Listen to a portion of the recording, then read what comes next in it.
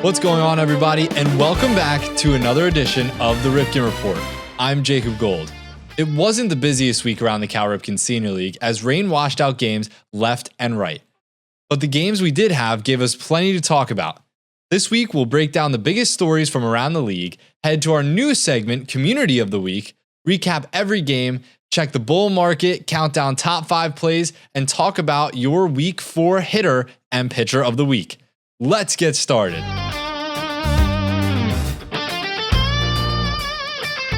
Our first storyline takes us up to Olney, where the Crop Dusters have gone from one of the league's hottest teams to its most complete team. Olney now has won 5 straight games and sit atop the league with a 16-6 record. They carry a 1-game lead over the Senators for that spot and have all the momentum. On Friday, I made my first trip out to Olney this season. The atmosphere was amazing and the ballpark was spectacular. What was also a highlight, the vibes. The Crop Dusters are riding on straight good time fuel right now. I had the chance to talk with several players and coaches, and they all echoed the same message. They figured it out. Pitching is coming along. Offense is scoring a ton of runs. People are getting on base and people are knocking them in. It's a great recipe for great baseball. While I was there, I also got to spend time with the Olney broadcast crew, Ali and Peyton, who do a fantastic job covering the team every night. If I remember correctly, I even gave him a shout out. Yeah. I said you heard it here first. Shout out Jacob Gold. A huge thank you to everyone with the Crop Dusters organization for making me feel so welcome in their community. If you haven't had the chance to visit OBGC Park this summer, I highly recommend making the trip. It's one of the best baseball atmospheres in the Cal Ripken Sr. League. Our second storyline isn't just about one team. It's about the entire league. As we near the halfway point of the summer, the playoff races are starting to take shape. In the North, Olney has created some separation, but Bethesda remains within striking distance, winning 3 straight, and knows one hot week could completely change the standings. As for the Giants and T-Bolts, their recent struggles have landed them at the lower spots of the division. However, their close games give me some hope that they can still make a run. Over in the South, the Senators continue to set the pace with another strong week. Alexandria has shown flashes throughout the summer, but they'll need to start stringing some wins together if they're going to close the gap. Second place in the South is much more manageable for teams like the Aces, Grays, and Braves.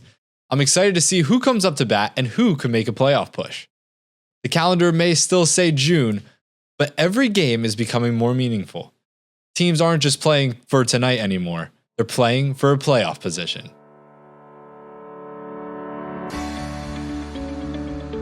It's time for our Community of the Week Spotlight, where we recognize an organization that is making an impact both on and off the field. This week's honor goes to the Olney Crop Dusters.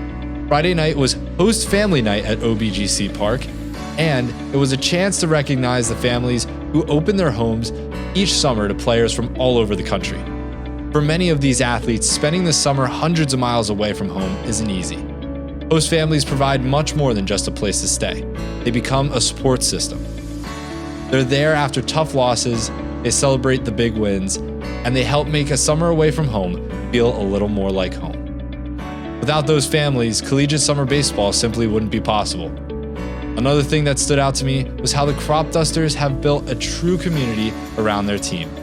From the moment the players ran onto the field after dancing to Cotton Eye Joe, you could tell the baseball in Olney is meant to be fun. The energy in the stands is contagious.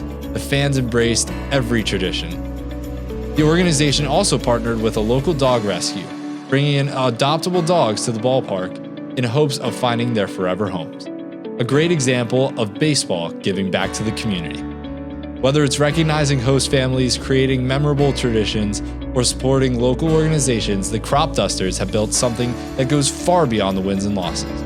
Congratulations to the Olney Crop Dusters for our Week 4 Community of the Week.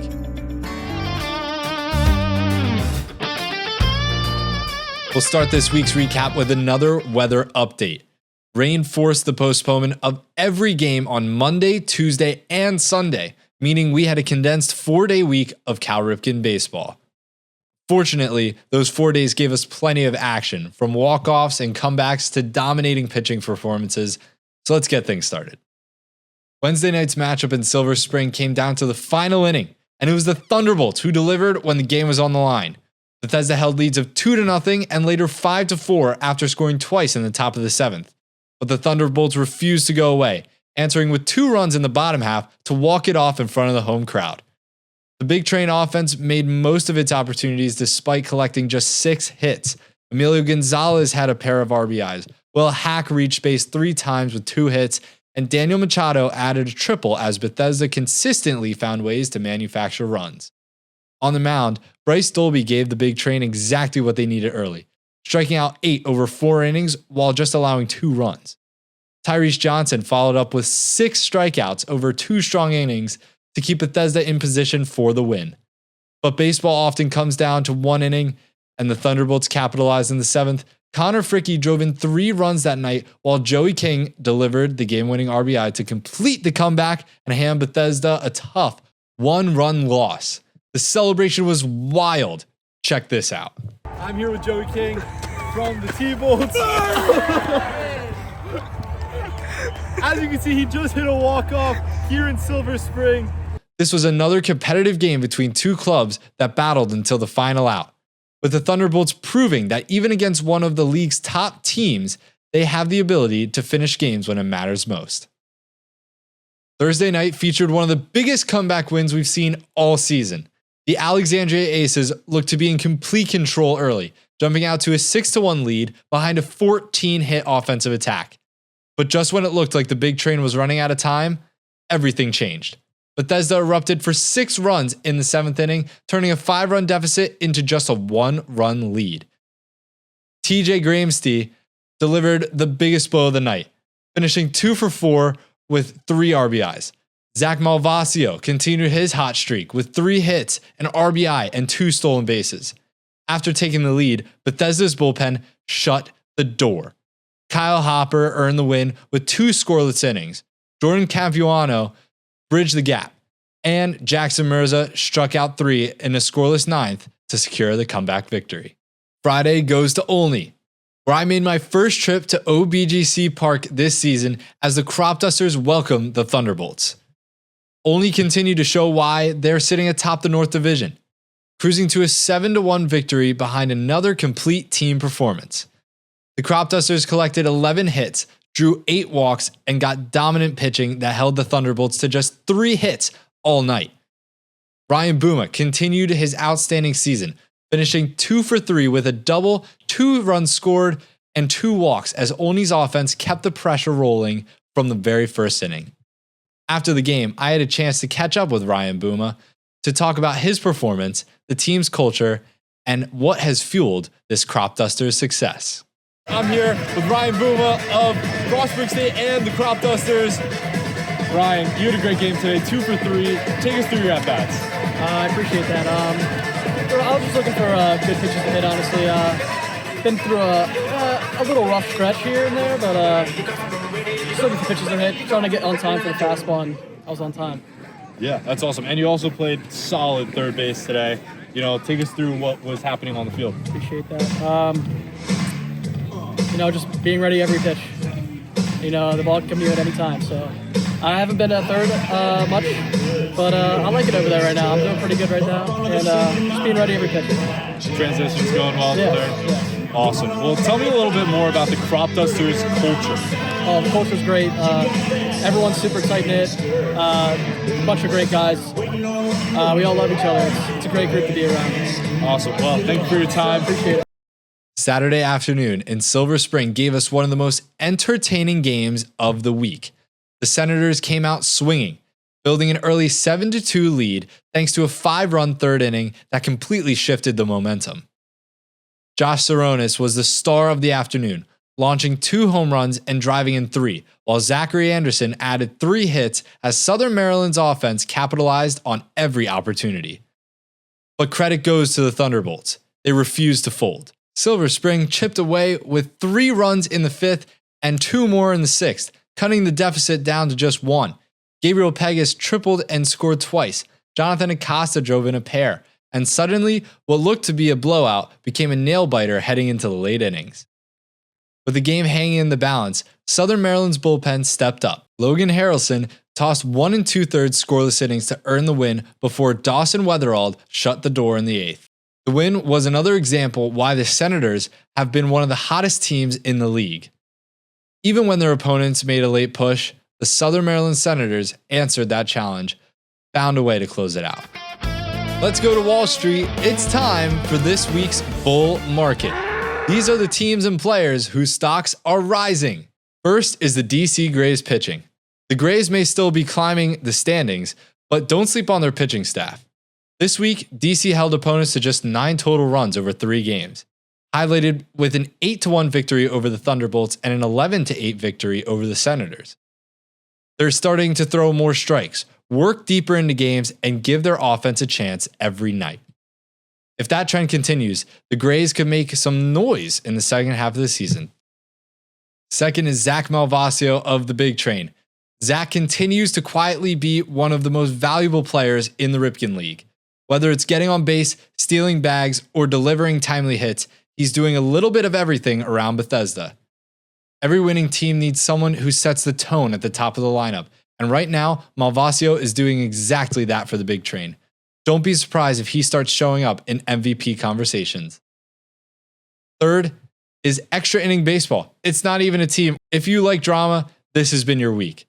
We saw multiple one-run games, a pair of 8-inning contests, late comebacks, and another walk-off finish.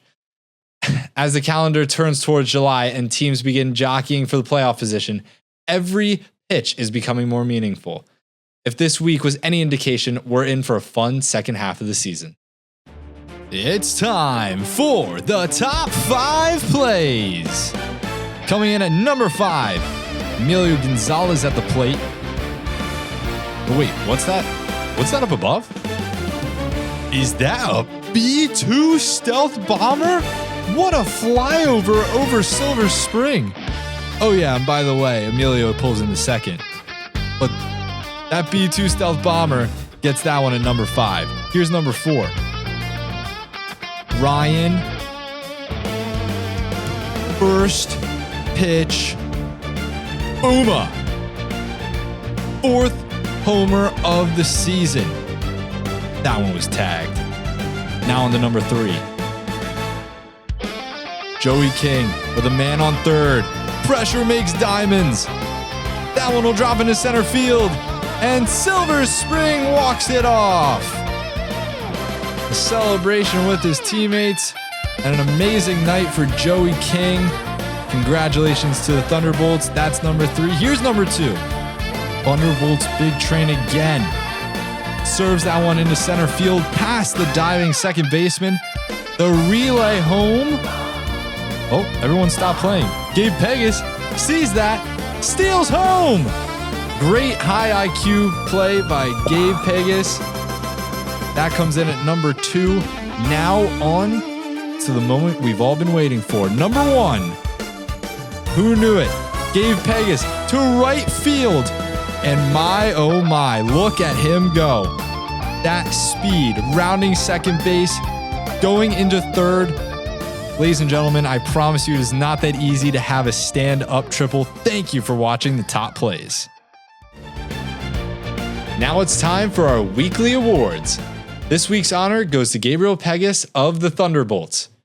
Even though the Thunderbolts didn't have the week they were hoping for in the standings, Pegas was an absolute bright spot every time he stepped into the batter's box. He hit an incredible .563, posted a 1.063 slugging percentage, and an eye-popping .667 on-base percentage, showing just how difficult he was to get out. He added extra 4 base hits, 5 RBIs, drew 6 walks, swiped 5 bases, impacting the game in just about every way possible. What makes his week even more impressive is that he wasn't just swinging for the fences. Pegas consistently found ways to get on base, create pressure with his speed, and manufacture runs for the Thunderbolts. Whether it was driving the ball into the gaps, taking extra base, or forcing pitchers to work around him, he was a catalyst for the Thunderbolts all week long. Congratulations to Gabriel Pegas, your Week 4 Ripken Report Hitter of the Week. We move on to Pitcher of the Week, and this week's honor goes to Jack Sams of the Bethesda Big Train. Sams was simply dominant in his lone start this week, tossing 6 scoreless innings while just allowing 3 hits and striking out 6. He never let the opposition get comfortable attacking the strike zone from the first pitch and keeping hitters off balance all night long. His 0 ERA for the week only tells a part of this story. Opponents hit just 150 against him, and every time the Big Train needed a big pitch, Sams delivered. Whether it was working out of traffic or getting ahead in the count, he consistently put Bethesda in position to win. For a Big Train team trying to keep pace with the first place crop dusters, performances like this are exactly what they'll need down the stretch. Congratulations to Jack Sams, your Week 4 Ripken Report Pitcher of the Week. That's going to do it for this week's edition of the Ripken Report. Remember, we do not have a show next week, and we will resume our schedule right after the All-Star game against the Valley League. Be sure to subscribe so you don't miss next week's episode. For the Ripken Report, I'm Jacob Gold. Thanks for watching, and I'll see you at the ballpark.